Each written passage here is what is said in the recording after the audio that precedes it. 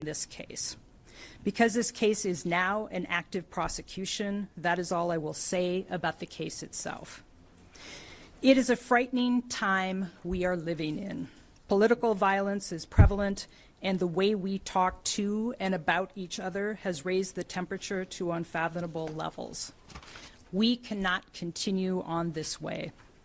In times of tragedy, but also every day, as we navigate our daily lives, we need to find ways to support one another.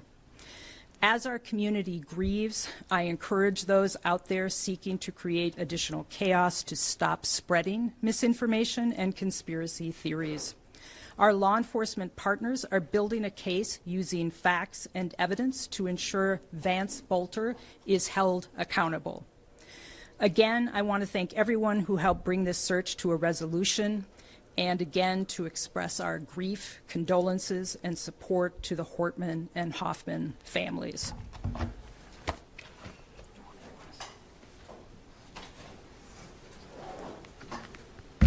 Good morning. I'm Dewana Witt, Sheriff of Hennepin County.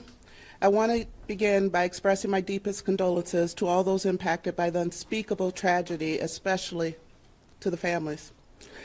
I stand here with immense gratitude to the law enforcement agencies who responded with speed, strength, and commitment to justice and public safety. Thank you to the Brooklyn Park Police Department and the Champlin Police Department. Hennepin County is proud to have your team serve in our community as we grieve with you. Thank you to all the local, state, and federal agencies.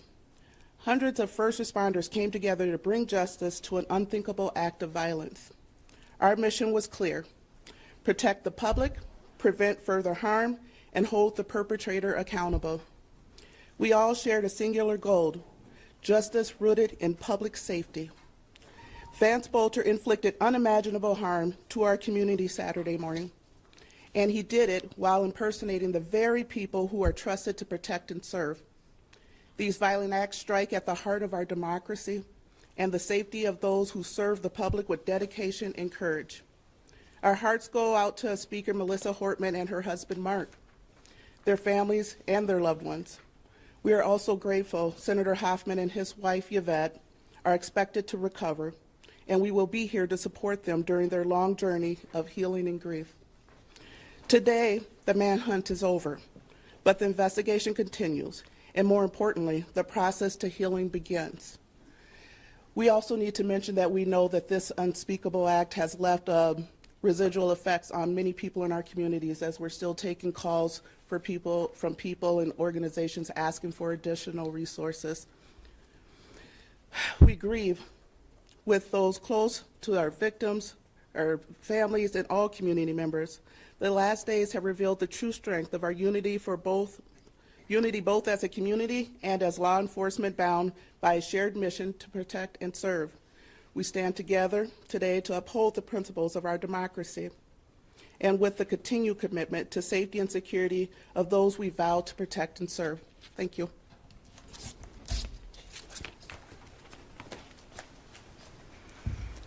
We also have Drew Evans from the BCA, Chief Mark Bruley from Brooklyn Park will stand for questions.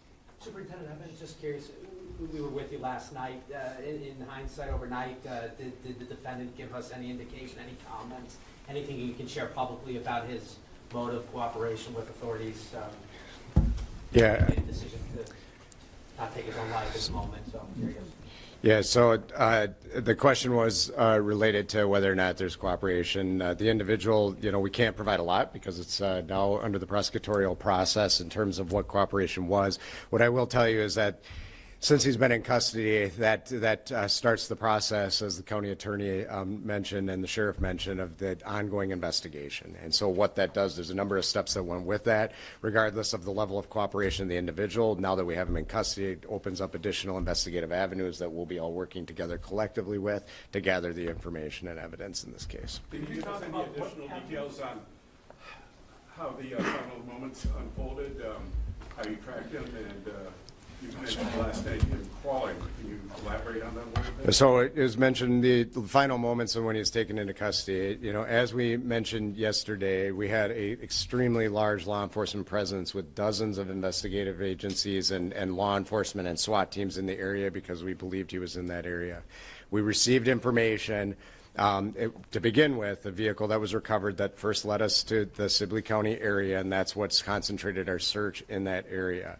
We then received additional information that provided confirmation closer to the time of the actual arrest that he was in fact in that area, which is which time the command post started moving all of the law enforcement assets into that area, and they were able to close in. And when we say he was crawling towards us, these were in response to the commands by the SWAT teams that were on scene as they were working in coordination with each other, along with our State Patrol air assets as they looked were able to get over him and then came into custody. He was cooperative and cooperated with law enforcement and gave up peacefully at that time. Will his wife be charged?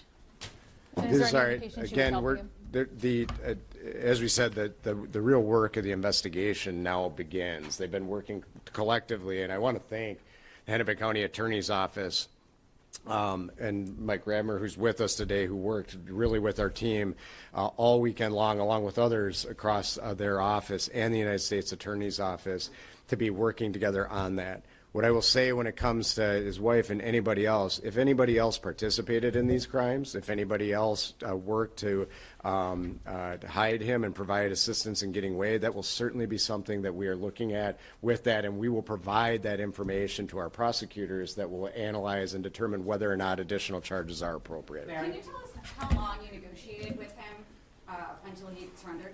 Yeah, so it was, I don't have the specifics. The question is, how long did we negotiate with him? It was a relatively short period of time because they were moving in and he was cooperative. So it wasn't a prolonged negotiation with him. It was more that they converged on him. And because of the extremely good coordination and what they're doing, I believe he's certainly in a position where he just had to give up because he knew he was surrounded by who was there. And Mary, I have a question. I know we're going to hear shortly from So- federal prosecutors. Yeah, so if I could just say, I think, as Drew said, we've shifted into prosecution right now. And so I understand why it was important to get information out there to the public because there was a person who is suspected of these murders.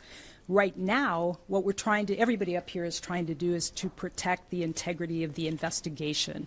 And so I know there's a tension. I know people want information, and right now we're really trying to focus on the investigation so that we don't have all kinds of information out there, so that as law enforcement gathers that information, if we need to present it in court, there's integrity there.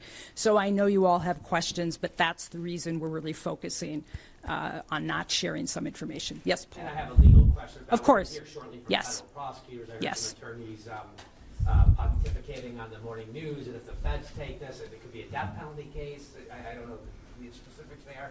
But what are we going to hear today from across the street? And do you want this case in your jurisdiction in Hennepin County? So I know that the feds are going to make an announcement, and so they can speak for themselves. What I can assure our community is that we have filed charges. As you know, we intend to seek first-degree murder charges here. The penalty for that would be life without parole. So we intend to go forward on this case because we are accountable to protect our community and hold people who commit crimes in this county accountable. Is the prosecution being coordinated between the two offices?